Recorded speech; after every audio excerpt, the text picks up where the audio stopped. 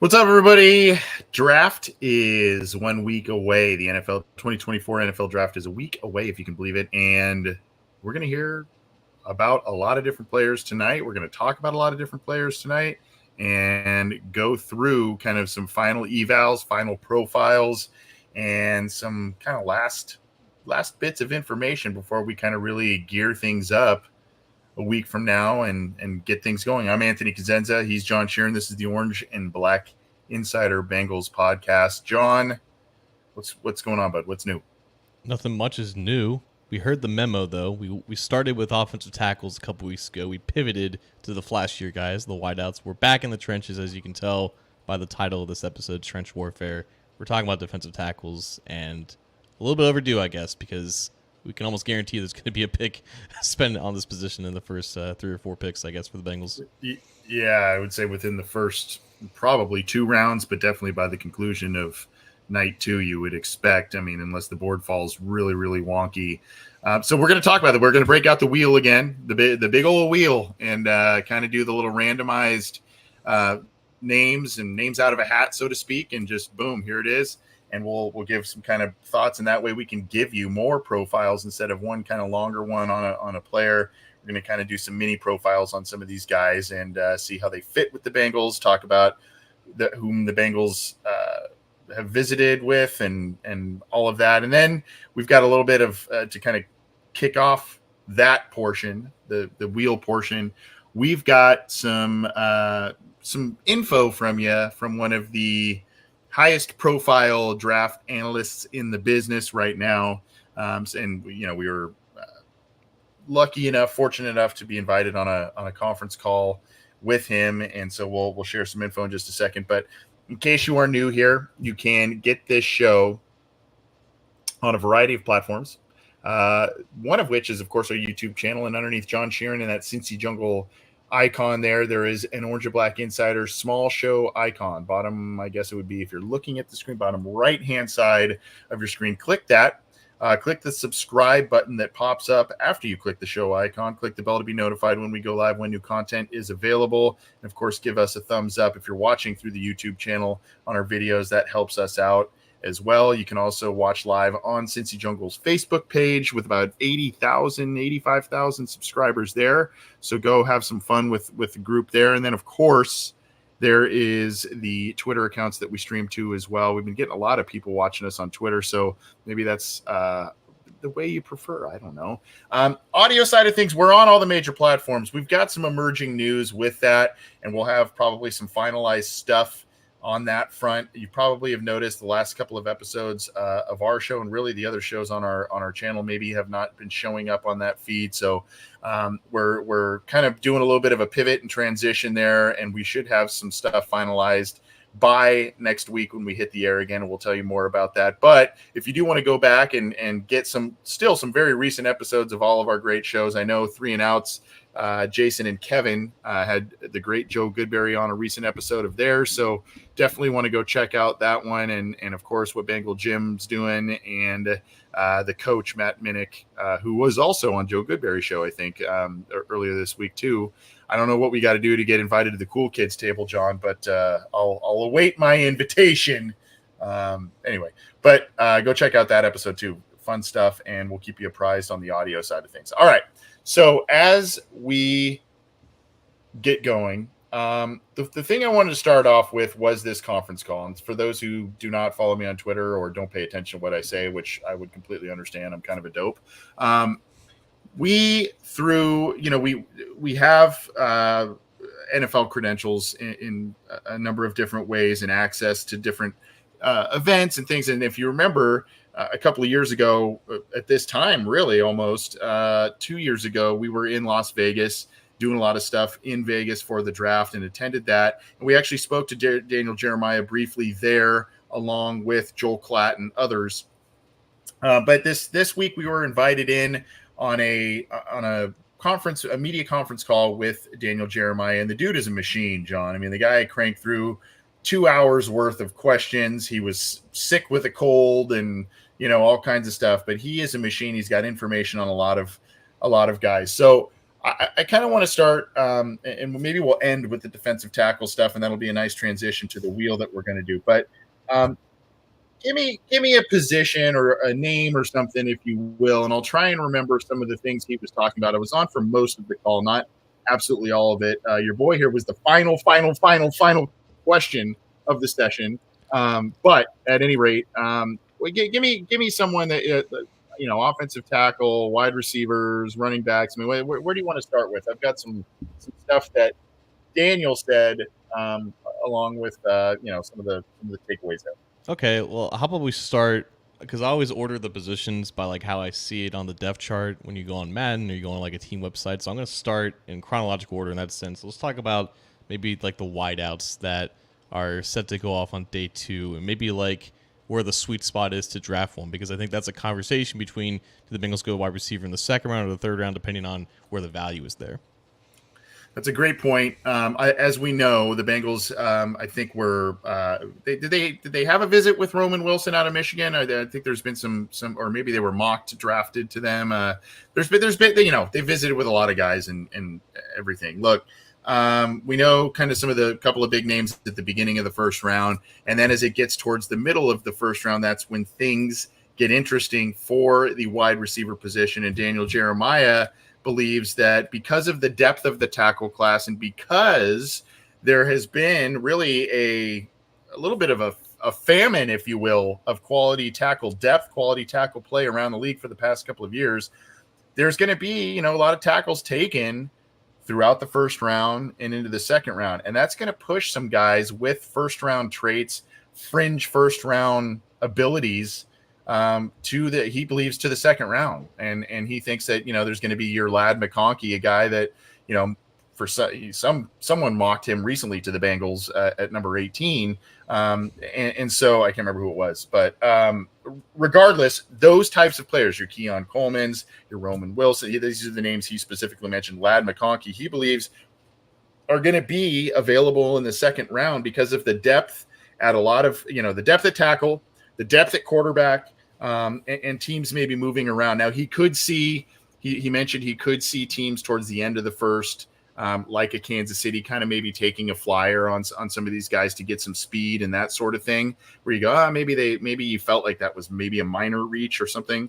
But I mean, they need wide receiver help with the Rice situation and, losing Tyreek Hill a couple of years ago, that sort of thing. So he kind of feels that they may start that run that then bleeds into the second round. But he feels, based on teams he's talked to and, just the depth of a lot of other positions, that there are going to be some high quality wide receivers available in the second round. And maybe when the Bengals are on the clock, some guys you feel that, hey man, there was maybe some first round discussion around some of these players. So I mentioned some of those names. McConkey was one that definitely stood out, as was Roman Wilson and Keon Coleman. Interesting to note about the wide receivers, John, that he answered a question, and I didn't catch the gentleman's name who asked him, but he kind of mentioned, as did the question itself, he kind of mentioned that teams are, especially for the guys where you go, man, the 40 didn't line up really speed wise, or maybe it was what we thought, it wasn't going to be great. So you look at a guy, I think it was Keon Coleman specifically, he was like 4.6 40, something like that, right? And I think a lot of teams expected that, but that player was one of the quickest to complete the gauntlet drill. Yeah. and so now you have some teams. The gauntlet drill for a while is okay. Can you catch on the run? How many of the balls are you catching or not catching, that sort of thing. But now it seems as if even more so than in recent years, Jeremiah noted that teams are putting a little bit higher emphasis, especially with the guys with the slower 40 times, or looking back at their workouts going, okay, well, the 40 is not great. How did they do in a drill like the gauntlet, and how quickly did they complete that? Because I think Coleman was one of the quickest ones in that drill, although not the fastest 40 time. That makes a lot of sense. As some Bengals fans know, Paul Brown was like the innovator when it came to the 40-yard dash. It was mainly just a way to signify if a guy would be useful in special teams because he run 40 yards for a punt. But he wasn't around when GPS tracking data and that technology came into fruition, which has been kind of an emphasis, I think, over the past few years. I think teams do value that, if not more than the 40, just as much. And Coleman definitely stood out. I think like he ranked like in the 96 or something percentile of like in-game athleticism when looking at some of that data. He's only like 21 years old, and he's so natural. And you saw that with the gauntlet too. Like he's just a great natural mover on the field. I think he knows what he's doing more than some other people. So that definitely helps his case along with being that young. But yeah, that makes a lot of sense. Like the 40-yard dash is still useful. It's still a predictive tool for most positions. Wide receiver, not particularly, because the fastest guys don't always pan out, and there's other athleticism traits that matter just as much or matter more. And there's different types of athletes that win at the position. You don't have to be this great all-around or just this blazing fast guy. But no, Coleman makes a lot of sense. He's probably going to be in that second-round conversation. Teams are going to look at the 40, but I think they're going to notice the game tape and the in-game athleticism a little bit more, and just the way that he moves is just a little bit different than some other guys. Yeah. So it's almost, it wasn't worded this way, but it's almost, speed and game speed a little bit. I mean, that's kind of the difference. And I guess, it just was interesting to hear, that there was always an emphasis on that specific drill, but I guess it's interesting to hear that there's more of an emphasis, I guess, in particular in that teams, and it also, he kind of recognized that, he spoke to two teams. He didn't say who they were, obviously. He spoke to two teams that about Coleman, and it was, hey, the one team liked him, one team was lukewarm on him, and one team was willing to kind of look at and pass that 4.640 a little bit more and into that gauntlet drill, as opposed to the other team. The other team just said that's just what we expected, and we're kind of moving on and around, I guess, a little bit was kind of the attitude there. But in regards to running backs, there wasn't a ton of chatter on that front. I know he mentioned he spoke a little bit on Frank Gore's son, and he kind of said that he felt that he was a player that will make a team, will contribute to a team right away, and will stay on a team for a number of years. I mean, I think the question is, where are the tools, where are the measurables, all that kind of stuff? Is it just kind of the name on the back of the jersey instead of the front, and the stats and all that kind of stuff? And so, but he felt that he's got a future in this league, not necessarily as your alpha dog at the position, but a player that a team could utilize probably on day 3, make your team and fill out your roster. Yeah, he's going to get a shot just from name and legacy alone. I think the fact that his dad played for so long and carried the ball so much before like the drop off actually happened with him, it's going to lead teams to give him at least some sort of a chance in training camp and whatnot. The thing with his son is that he's kind of on the older side, which is even more remarkable considering how young relatively Frank Gore Sr. is. He had him, I think, at a really young age. But he is on the older side, I think, for a prospect, and he's carried the ball a ton in college. And I think that's the two main factors as to why he's not going to be drafted early or may not even be drafted at all. But, I mean, teams are going to take a chance on those genes. And because of the position that he plays, they'll get him at a value for sure. So I'm trying to look across. I do have a little bit of a transcript, so I'm looking across to see if there are some others that he spoke on. It was a lot, of course, as predicted. It was a lot about the quarterbacks. Yeah. And I mean, I know that's not really what is, I mean, it may be something that the Bengals look at maybe into day 3 to, kind of figure out some things, maybe another backup to groom behind, Burrow, Browning, etc. But in that, oddly enough, the two players that were spoken about the most at the quarterback position, who would you guess, if of this class, who would you guess would have been the two that he spoke about most frequently? It seemed to me, of all of the names. I think Penix for one. And if I'm wrong on that, I'd be surprised. But Nope, that's one. You're okay. right. That's one of them. I don't feel like there's much to say about Caleb Williams at this point, but I think Drake May has also been kind of polarizing because there's just a question with him. I'm going to say he's the other. It was McCarthy. Gotcha.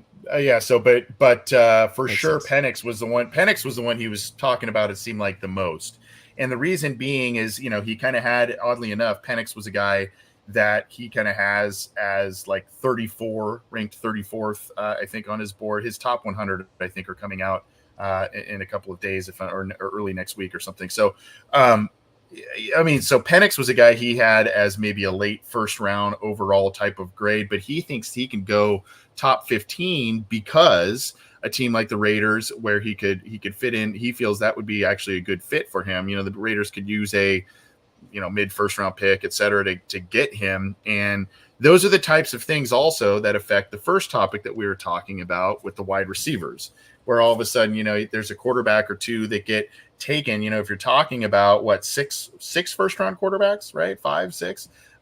If you're talking about that, all of a sudden, then you're saying, okay, well, what about offensive tackles? Is there 6, 7 of those taken in the first round? They're then all of a sudden that's close to half the first round, a third of the first round, taken up by two different position groups. So that's where, inevitably, if that is how the draft falls, a position group or two are going to fall. And, McCarthy, there was a lot he kind of said about him, and that's, it's really for him. It's also, he kind of used the nuance of, I can rank a player lower, but and everybody feels it's a major reach if they go way higher than where I have them ranked or others have them ranked, but it is situationally dependent. There are times where, a team could grab a guy early, but the fit is so right, the fit is so good that it doesn't, it kind of washes out some of the value discussion type of situation. And so he kind of went down that road, particularly with Penix and McCarthy, which I thought was pretty interesting. Yeah, and that's the nature of the quarterback position. I think with Penix, there's been chatter about him to the Raiders potentially with a 13th overall pick, which would help the Bengals because the Raiders are favored to take an offensive tackle with that spot. But with him, it's going to be, does a team like the Vikings, if they can't trade up for McCarthy, or the Raiders take him in the first round, or does someone just trade up at the end of the first round to make sure they get the fifth-year option? Like, that's just going to be the thing with him. It seems like he's going to be a first-round pick, which, like you said, is going to knock down some other positions into the second round. McCarthy, he's a top 10 pick. I don't think any of us thought 6 months ago that was going to be the case, considering the quarterback that he was at Michigan. But traits, intangibles, nice smile. Yeah, that typically and winner. And winner, right? That's yeah. So, okay, let's do a couple more topics here, if you don't mind, and then we, I think it's going to transition pretty well to the wheel. Now, my question centered around, it was kind of a two-parter with him, and it was, basically talking a little bit about what you and I talked about on the show last week, which was day 2 tackles, because we were getting a lot of the, he was talking about Fuaga a lot. He was talking about Fautanu a lot. And so I said, what about day 2 tackles? And, his day 2 tackles that he had as guys that he really liked were ones that were not necessarily ones that we spoke a lot about last week. And so, I think there's a little bit of a do we miss something there? Or, obviously everybody's got their own, flavor and guys that they like. But Blake Fisher out of Notre Dame was one that he mentioned that he liked, obviously opposite Joe Alt there. was one that he really likes, and he really likes Christian Jones out of Texas, a guy on day 2. I don't know if they'll go round 3. They could go round 2, depending. He didn't go down that route, but he really likes. And really, the crux of that part of the question for me was who's got the best potential to start now and for a while, right? That you can get outside of the first round, and those, oddly enough, are the two first names that he mentioned for that question. Blake Fisher is very intriguing. I think consensus-wise, he's projected to go between the Bengals' 2 third-round picks, but I think the consensus in those types of rankings and boards, they always underestimate how quickly tackles go off the board, so it wouldn't shock me at all if he does go in the second round. If the Bengals were interested in him, they would have to take him with the 49th pick, or maybe like a little trade back in the second round. But he was like the main tackle. He was, I think, the left tackle before Joe Alt came in. Of course, someone as good as Joe Alt is, you're going to play him at left tackle if he can play there. So he's played on both sides, and he played really well at right tackle for Notre Dame. He's an above average athlete for his size, but he's also really young, like 21 years old. So that age combined with already being technically proficient, he's gotten good coaching at Notre Dame. They produce quality offensive linemen year after year. So no, definitely, I think if they don't get a tackle in the first round, the Bengals I'm talking about, I think if they wanted Blake Fisher, they might have to just get him in the late part of the second, because I don't think he's going to last to the 80th pick. Yeah, I mean, that would be a guy that I see if the Bengals forego offensive line in the first round. That would be a guy, again, experienced both tackle spots, above average athlete, all these things you just mentioned, above average athlete, experience of both tackle spots, a guy polished. So he could be a guy that if the Bengals don't look at offensive tackle in round 1, that could be where they go. And then the first part of my question, or I guess the second part of my question rather, was, ideal situation, first few picks or first couple of picks for the Bengals. And he said, which I thought, it's common theme, but makes a lot of sense. He was kind of saying, man, if Bowers was there, oh man, wow, that would be kind of a dream for the Bengals and Joe Burrow and the offense, et cetera. He doesn't think he will be there though, but if so, that would be a guy that you would think they would be very interested in. The other is, of course, he said Fautanu was the guy that he kind of said was the round 1 ideal. And that makes a lot of sense based on, kind of what we know about him, what we've discussed. He raved about Fautanu a lot. He talked about, again, the ability. He thinks he's got 5 position starter versatility. He's got, good athleticism and just a guy that has a bright future in the NFL. And one of those guys, again, he said you could start him inside if you want, and then kick him outside and groom him to be a tackle of the future. And I don't think there'd be many hiccups. So Bowers is kind of like that would be really fun for the Bengals. And then Fautanu was kind of the one where it said, man, that's a solid pick. Makes a lot of sense for the Bengals in round 1. Fautanu is, in my mind, like a Daniel Jeremiah type prospect. I think he's always valued high-end athletes at the position, but also guys who are tenacious. And that perfectly encapsulates who Fautanu is. And that's why I think he can play. He can be just as good at tackle as he is at guard. It's just a matter of where the team he goes to prefers him at. Because I think the minor issues that he deals with, and we've talked about him before, like he's a little bit over-aggressive, but that comes to the territory of just wanting to just kill the guy in front of you, which he got that trait. And I think it was Nate Tice who said he's got the ass of a center too. So like he can, he can squat and he can anchor and he can move, and yeah, it makes a lot of sense. Yeah, so he said the exact quote from Daniel Jeremiah on my question. Sure, day 2 offensive tackles. I like Blake Fisher a lot from Notre Dame. I'm going to be higher on him than a lot of folks. I think he's got a chance to be a starting right tackle. He could kick inside if he had to. I think he's a tackle. I like Christian Jones from Texas as well. Those would be the 2 names I would have there. I think would be excellent day 2 guys that are ready to play and are really intriguing. And I think because in my question I noted the Bengals, those are 2 names he kind of started linking to the Bengals for day 2 as well. So, that's kind of an interesting tie in there. And then it says in terms of the Cincinnati Bengals and everything, going perfect for them where they're picking at 18, obviously the throw the parade scenario is if somehow Brock Bowers got down there. I don't think it will happen, but every now and then you get that one thing that happens and a guy slides down. That would be the home run of all home runs if somehow he navigated his way down to 18. But outside of that, one of these offensive linemen getting there like Fautanu to me is somebody who could play anywhere. That would be a fun one as well if that was who we're, if we're looking for the home run scenario. So that's what he talked about there. Now to kind of tie this up, a question and talked about defensive tackles. He likes Murphy. He talked about Murphy a bit more than Newton. But the great Jay Morrison, now with Pro Football Network, asked a question that was about T'Vondre Sweat.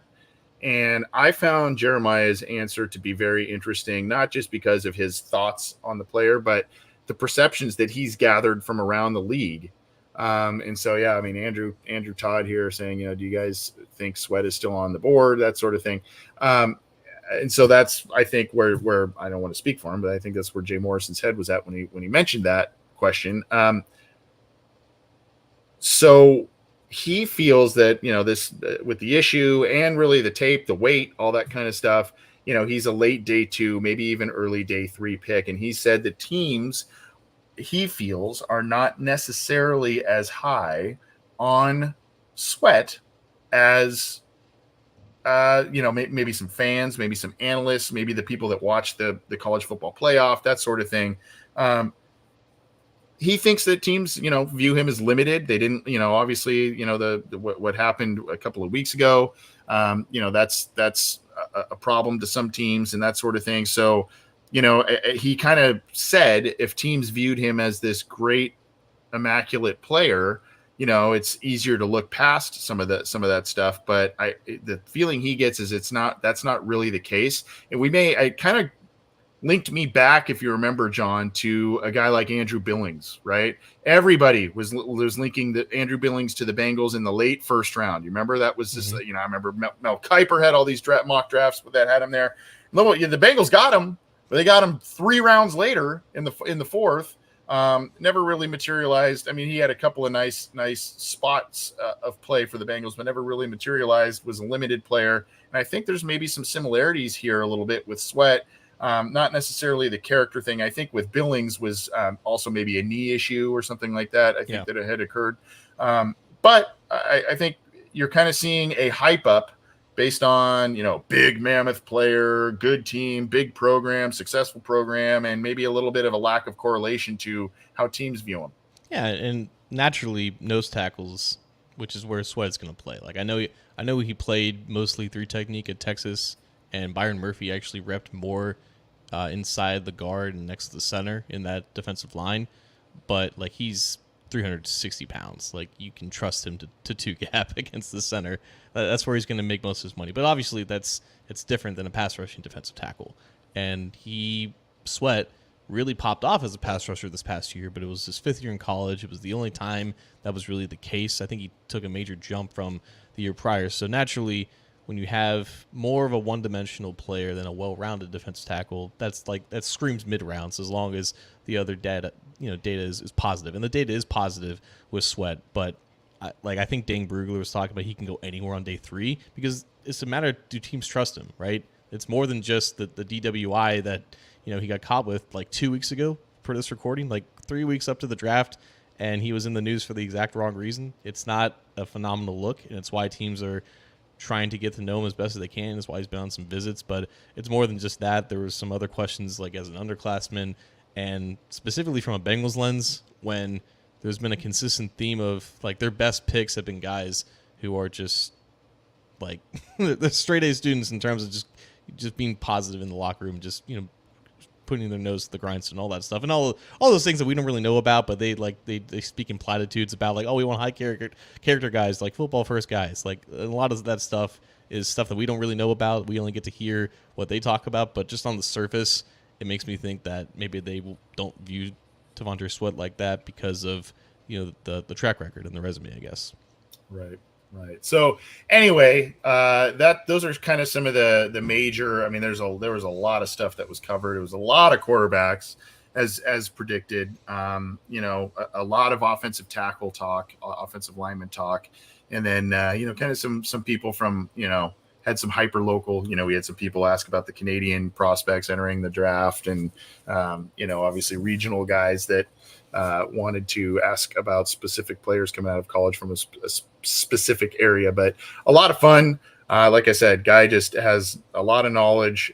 There was maybe one guy that I can think of that he didn't have some form of notes on, and it was one of those Canadian players because he's like, I just haven't gotten around to look at him yet. But he was honest about it, and that's just kind of who he is. But he had a lot of information on a ton of guys and a lot of insight, and he was uh, as affable and friendly as he appears on TV, as well as sharp as he can be. So we're going to transition to the big wheel here. Again, this is the Orange and Black Insider Bengals podcast. You can get this show on YouTube, Cincy Jungle's Facebook page, all of our Twitter accounts, and on your favorite audio streamer. Like I said, we'll have some additional news on the audio side coming here probably early next week, that sort of thing. So we'll keep you apprised of that, but you can still get a lot of shows there and on the other platforms I mentioned. Okay, so we've done this the last couple of weeks now, the big wheel.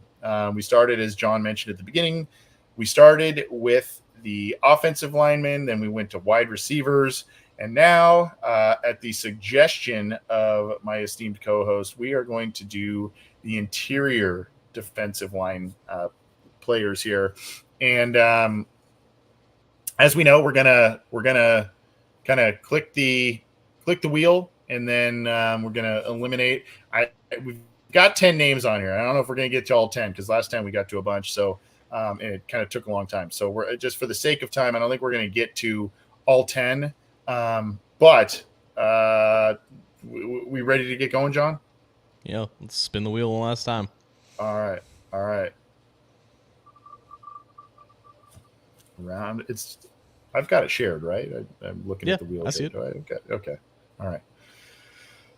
Okay. Let's see who we got. Chris Jenkins Jr. So, Dad was hyper productive in the NFL. Jenkins is viewed as a day two guy, probably a round two guy, active player. Comes from that great pedigree, and a guy, I think, despite how some contingents of Bengals fans feel about Michigan players, I think this would be a pretty solid pick for the Bengals if they go a different route in round one, and this is maybe where they end up going in round two.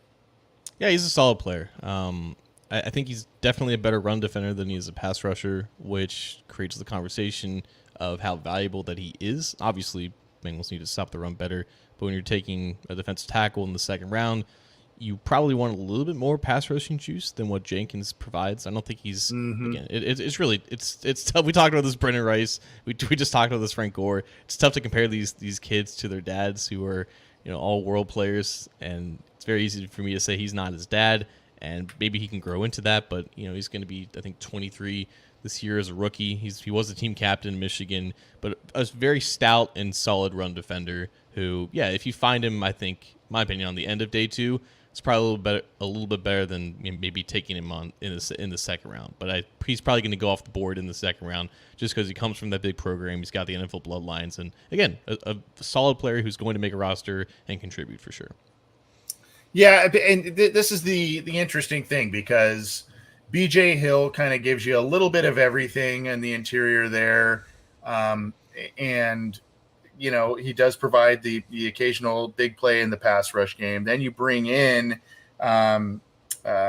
Rankins from the Texans, who is known as a penetrating defensive lineman and a guy who gets after the quarterback, that sort of thing. And so you have those guys there, and then you bring in a Jenkins. Could he mix in there with the run? Not the big nose tackle per se, like a Sweat, but could he be a nice supplemental guy to help you out in the run game? That seems to be his forte, and a guy that in an area really that the Bengals really struggled last year in run defense. So you kind of got those guys in the interior there. Maybe he fits in as a supplemental run defending piece, and you hope to develop kind of some pass rushing techniques with him. Yeah, and like you said, I mean, they have a contract with Michigan to take one guy a year. So, I mean, if he's him, then that's that. But yeah, also, he played a lot of five technique at Michigan too, and I think that's kind of an underrated need for the Bengals. They don't really have a true player at that position when they go into their odd front looks. So he's got the length, I think, to last at that spot as well. Okay. let's keep rolling on here. Okay, so a guy that the Bengals have met. Let me make sure, right? Is that Yeah, where it yeah, they went? Yeah, did. Mason Smith. Yeah, yeah, okay. I just want to make sure I had the right guy, that the wheel stopped, and that's where it ended up going. Mason Smith. So a guy that the Bengals have met with, and a really intriguing player for the um, for the Bengals should they go this route. LSU, he kind of had some injury stuff, and he's young. He's 21 years old, big guy, 6'6", 315. There's a lot to like here, but there's just kind of the a little bit of a risk with him as well, but some big possible reward too, I think. This is not a perfect comparison, but last year we talked a lot about Brian Bresee. I want to say this is his last name, Mm-hmm. and I think the career arc, at least in college, matches a lot of Mason Smith. You're talking about, I think Bresee was like the number one recruit in the nation. Mason Smith was a 5-star recruit. He really dominated as a freshman. In 2022, he tore his ACL, and I think it really impacted how his college career kind of ended up, because in 2023, he wasn't the same player as he was as a freshman, but he enters the NFL at 21 years old, a really good athlete at 6'5", 300 and change, with really long arms. And with that body type, it's kind of rare for a player to play inside the guards, but I think he stands up to double teams extremely well for maybe his lankiness, and I think the length that he has definitely helps out with that. He kind of keeps blockers at bay. So when you're talking about someone who most of his experience is at 3 technique, he has lined up over the tackle as well, but a guy who's played all over the line, most of his production and his experience is in the B gaps, but someone who can also 2 gap inside in the second round, I think is a lot better value than when Bresee got picked at the end of the first round. But he's probably looked at as like that end of second round player. He may not have all the production data to really support that, but I mean, a 5-star recruit from a big school who really popped off as a freshman, and I think the Bengals, among other teams, may see him as a value at the end of the second round. If he's there in the third round, he's probably not going to last very long there, but he kind of does check a lot of boxes for a Bengals pick.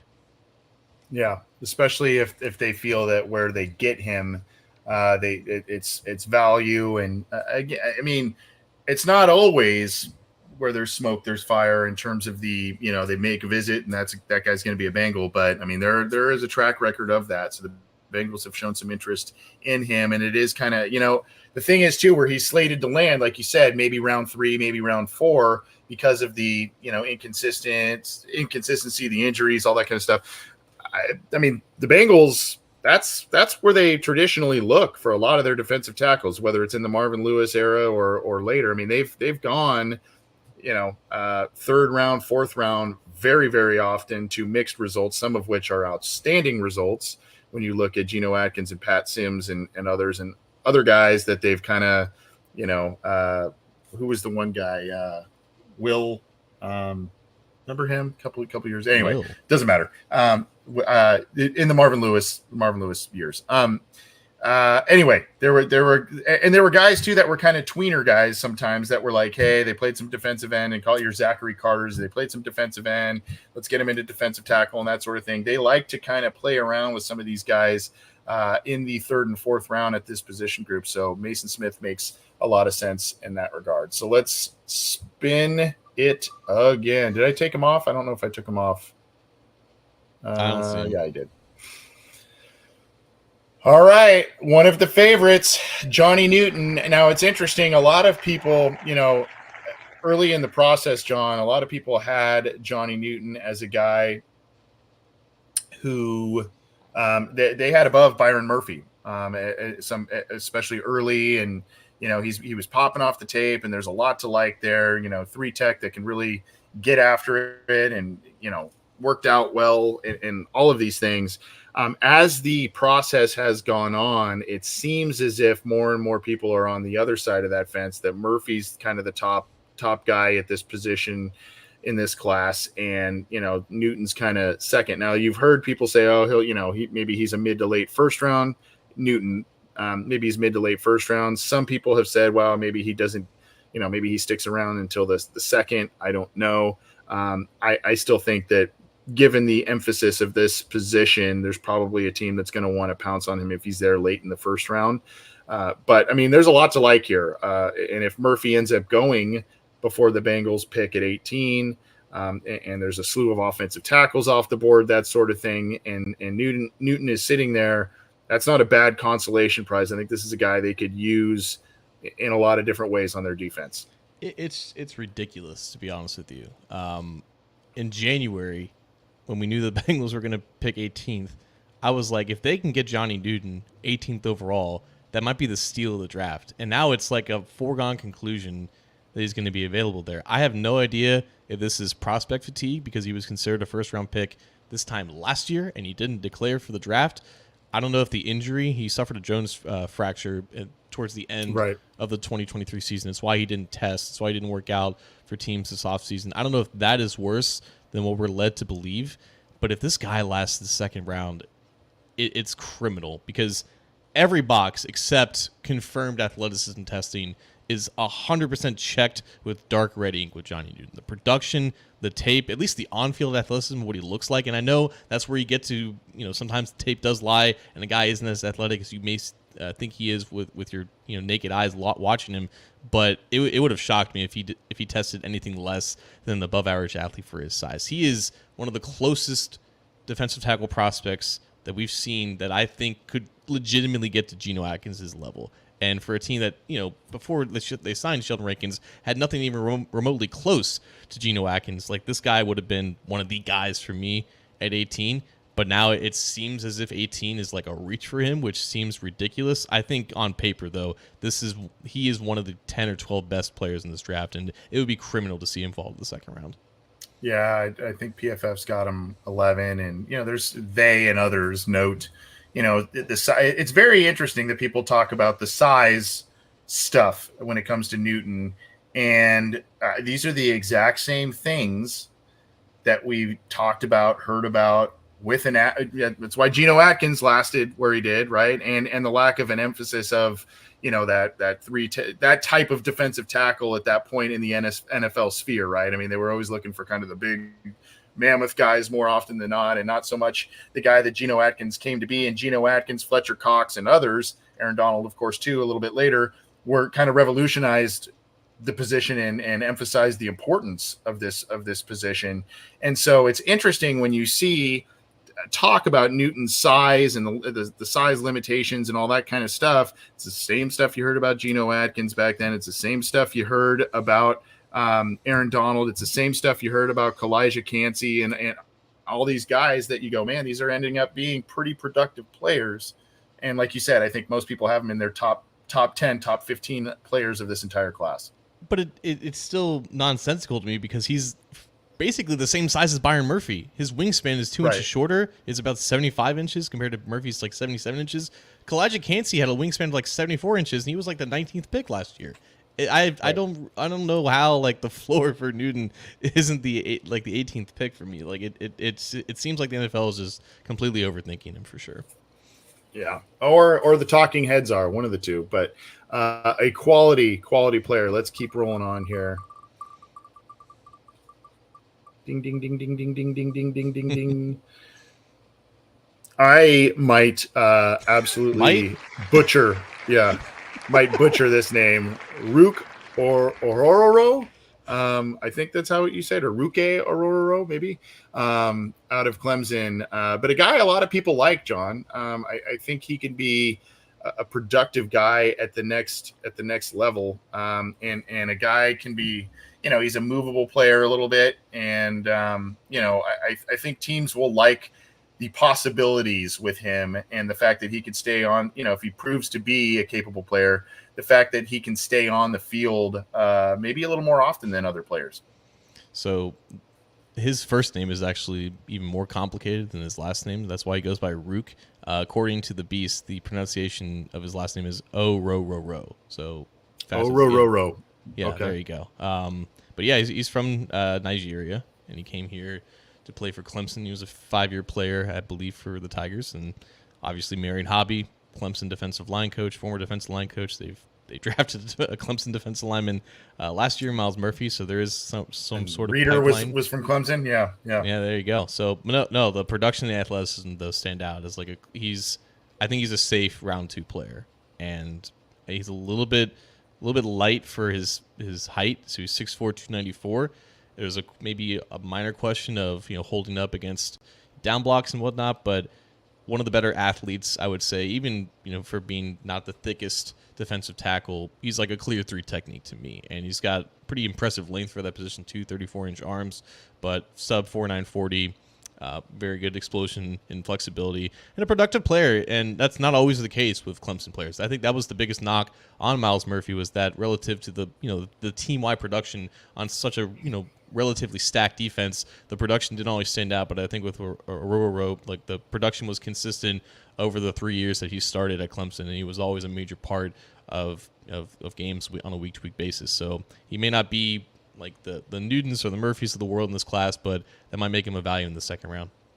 Yeah, part of me worries a little bit just from hearing some of the things about played multiple spots on the line, and he's tall and thin, and for his height type of thing for an NFL build and what teams are going to ask him to do. I get a little bit of Zachary Carter vibes a little bit, but I think this guy's a more polished player, a more well-rounded player, and a much safer player than Carter was as a third-round pick for the Bengals. So I again, it depends on what they do in that first round. If in the first round they go offensive line, or maybe Bowers falls to him or what have you, and they really are clamoring for that, maybe there's a run on wide receivers, and then the defensive tackle market kind of cools off in the draft, and this guy's sitting there. Again, I think that's a piece that the Bengals would say, man, that we can move him around in a couple of different spots, do some things with him, maybe even bulk him up a little bit if we feel like it. Yeah. And the versatility definitely doesn't hurt, and especially in the Bengals' eyes, because I know everyone's been focusing on the nose tackle spot, and it's definitely where they need a lot of snaps, but there's a long-term need at 3 technique. I already touched on it. Like, there's still, I think, a vacancy at 5 technique. They need guys all over the line, and the more experience that players have at multiple technique spots, the quicker they can see the field. Yep. All right, let's spin it. Did we? Oh, it went one up. Braden Fiske. I think I'm saying that correctly as well. This is a guy a lot of people are starting to warm up to of late as well, and one that could make sense for the Bengals, John. Yeah, it's Braden Fiske, I think is pronunciation okay, according to the Beast. Maybe that's it. Yeah, that's honestly one of the more valuable parts of the Dane Brugler's guide. It's the pronunciations of some of these guys that we've never heard of, or we're just getting to know of. But Braden Fiske made sure everyone knew who he was at the combine. I think he was one of the integral stars there. But it also makes sense. He just turned 24 years old when he was doing all that. He dominated at the latter part of his time at Western Michigan for 4 or 5 years before he ended up transferring to Florida State. That Florida State defensive line had both Fiske and Jared Verse transfer from smaller schools to them, which is why they went undefeated up until their quarterback got injured. They were dominant altogether, but one of the better athletes in this class, and that's the expectation for someone who is on the older side. He was a 6-year college player, so there's always going to be that question of, is he actually athletic, or does he look more athletic than his peers because he's significantly older and more developed than him? But other than that, though, I think, yeah, Bengals fans may see an older athletic defensive tackle, they immediately go to Marcus Hunt. I think Fiske is a lot more technically refined. He knows what he's doing. But again, there's always going to be that question of guys who are older coming into the NFL. They don't always work out because it's almost in the sense of, are they really that good, or are they just beating up on 18-year-olds? Right. That's that's a good point. Yeah, I mean, it's kind of like, okay, well, there's a lot here that you like, but the age and does that scale start to balance out pretty a lot more quickly once they hit the NFL level. To me, this is a intriguing player, a player that I wouldn't mind seeing as a Bengal, but for me, this has to be the value. This is a value thing for me, where either you think you're getting him later than a lot of people projected, or it doesn't feel like a reach for the position. I think he'll bring you some things at the next level that you'll like, but again, for me, it's about value with him, with Fisk, not Fisky, Fisk. That you'll like there. So let's spin one more time here, and then we'll see where we're at time wise. I was gonna say we've got the two Texas guys. Yep. Okay. Good. Because you know why? We talked about Sweat with the question to Daniel Jeremiah there. So we'll talk about Murphy. Sweat. We talked about him a little bit with the question that Jay Morrison asked him, and so this is better. I was going to say, man, we have the two Texas tackles as our image guys for the for the show, and I'm like, we haven't even rolled them yet. So Byron Murphy, pretty much top consensus interior defensive lineman in the class here. And this is a guy that, rose and rose and rose upwards and up people's, lists, whatever you're keeping there. And this is a guy I think, on the very short list at 18 that Bengals fans would be very, very excited about. I think, it's one of the top offensive tackles, one of the, and then Murphy, Newton, and then, maybe a wide receiver if something makes sense there. Bowers, of course, too. But this is, if you're cutting it down to top 5, Murphy's up there. And for some people, he may be the top guy they want at 18 based on things. The question, and we talked about it a little bit about a month and a half ago, that sort of thing. Is this, what's the product of the player?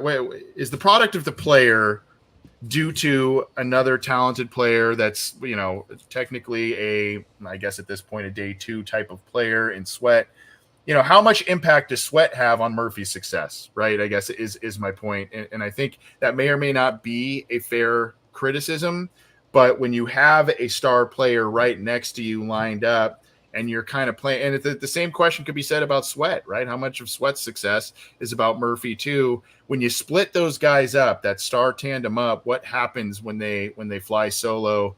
And the Bengals have some talent, obviously, on their defensive line too. But what happens when you break those two up? That's kind of my only major concern at this point when it comes to Murphy. It's actually a decent point. I never really thought about that. And I think because Murphy is a little bit younger. He was a first-year starter last year at like 20, 21 years old, and he came in and dominated as a pass rusher. Like, I think having Sweat kind of gobble up blockers allowed him more one-on-one opportunities, but like there's some pretty telling and I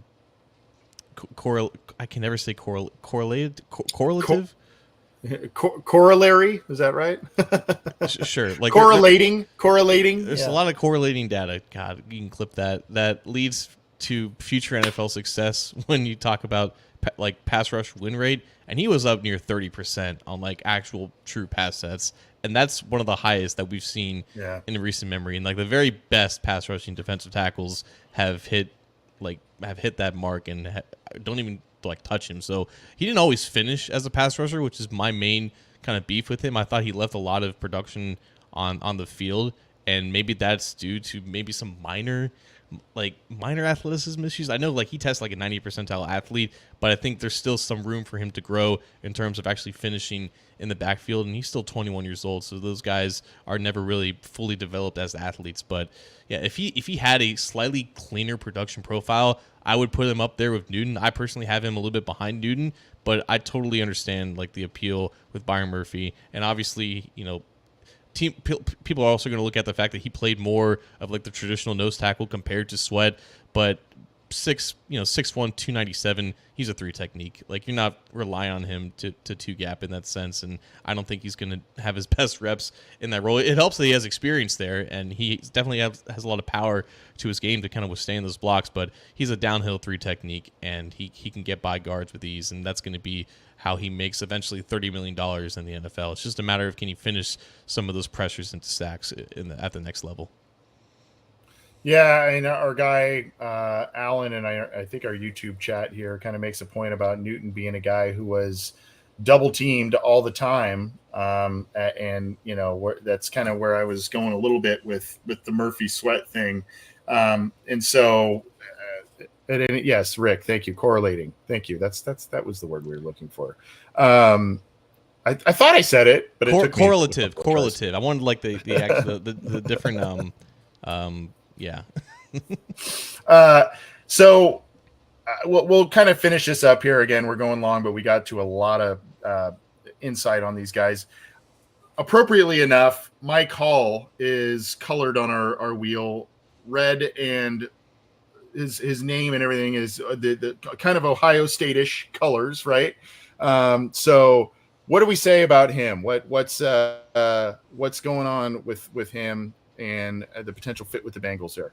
Oh, I think if Byron Murphy's like an A, then Mike Hall is like a B plus. I think some similar issues in the sense of he's a little bit undersized and he didn't always finish his production, but pretty similar pass rushing win rate. He's also 20 years old. I think he's going to be 21 as a rookie.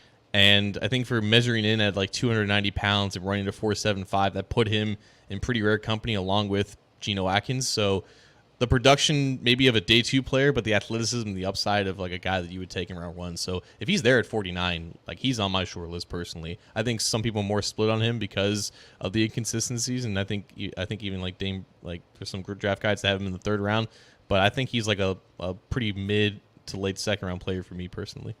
Yeah, I agree with you. And we talked about Sweat a couple of times. Any other things you want to mention before we get out of here on Wingo and or Robinson? I'll go with Wingo. I think the Bengals they sent their defensive line coach to LSU to observe both him, Smith, and Jordan Jefferson, the other defensive tackle. Mm-hmm. Wingo's like the smallest guy out of all these guys. He's 6 foot flat, 280. So he's Kalijah Kancey of this year, but really productive out of LSU and very, very explosive as well. It's just like he's a 3 technique. Like if you put him in any other spot, I don't foresee him doing much of anything. So I think that probably knocks him down to the third round, but there's a lot of promising data that tells you that he can be worth that pick for sure. I want to go back to Hall real quick before we close up.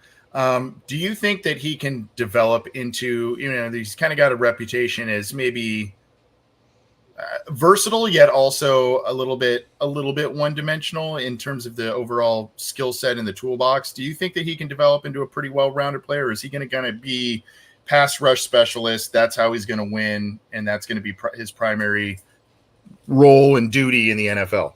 Yeah, pass rush specialist. I know that there's some Ohio State fans who thought that he was kind of misused there, but like there wasn't a lot of promising film or data that supports his ability to defend the run. Maybe that comes in time, and again, like you have to take into account that some of these guys are just really young, and him being still 20 years old, like there's a lot of room for him to grow. I think he'll have to maintain over 290 pounds because I think that was kind of a surprise for him to weigh in that much. So we'll see if that weight is actually good weight and sustainable weight. It would help if he could, withstand some blocks and maybe make a tackle at the line of scrimmage every now and then. But the fact that his strength is pass rushing, it makes him more valuable compared to like a guy we talked about, Chris Jenkins, where he cuts his teeth stopping the run more than anything. Yeah. Well, let's get out of here and drop the mic. I mean, but I guess the thing, and it's a question to you, do you think, and it's kind of pertaining to this, do you think that Sweat is off the Bengals board, or do you think hey, if he's really sitting there around 4, around 5, and we've got another kind of 3 techish type of defensive tackle and not the big guy, do you think they take a swing at that? It's hard because like it's one incident that is really clouding everything because we thought there was clear interest, before the DWI. I just think that that's just such a terrible look for him, and we don't know the context of everything that happened. I think there's more that needs to come out, and these teams know more than we do. But it's not a good look from our perspective, and I think it's going to be a case of like if the Bengals draft him in the third round, that could be like 3 rounds before any other team does. And I feel like there's some type of, being cognizant of the fact that no one really wants to touch this guy. So let's just see how far he falls. If he's there in the 6th or 7th, I wouldn't rule it out, but I just don't see him being drafted. He's not going to be there then. I don't think he's going to be there then. Yeah. So yeah, I mean, I think this is I think it's a day two guy that put himself probably in early day 3 is my guess. Maybe middle, but I doubt that. I think it's maybe pushed himself down around maybe round and a half than he maybe would have gone without the recent problem. What do you got for us, John, before we head on out of here, bud? I just wanted to tip my hat to the man behind the wheel. 3 weeks of the wheel, where I guess we're retiring it until we need it next. But a lot of fun, man. A lot of fun spinning that wheel. I'll miss it. I'm glad you enjoyed it. I hope our listeners did too. It's just something that randomly kind of peaked in my mind. I know a lot of our podcast peers do a lot of stuff when they do giveaways and stuff. They do the kind of randomizer wheel and all kinds of different fun things like that. And I'm like, man, what if there's so many guys. I feel like the last couple of years we've been like, there was like, oh man, I wanted to profile that guy. Oh man, I want to talk about that guy. And I like making the video clips. I know you like making the video clips as well, where we show some clips and do some different things. I maybe we can kind of one up it next year if we decide to do this again. And maybe we can start doing it with free agency too, if people like this, but there's less visuals with this, I guess, than there is with an extended profile, and maybe we'll just mix in both, but yeah, just something that kind of popped into my brain. I'm glad you were with it, and you definitely a fun back and forth on some of these guys for sure. I just think it's fun when you don't know what it's going to be, and you kind of have to be on your toes. Yeah. I feel like that genuinely leads to the most authentic and best analysis, because you just got to be ready at a moment's notice, and whatever comes to your mind first is what the people hear you say. So I love it. I hope our listeners did too.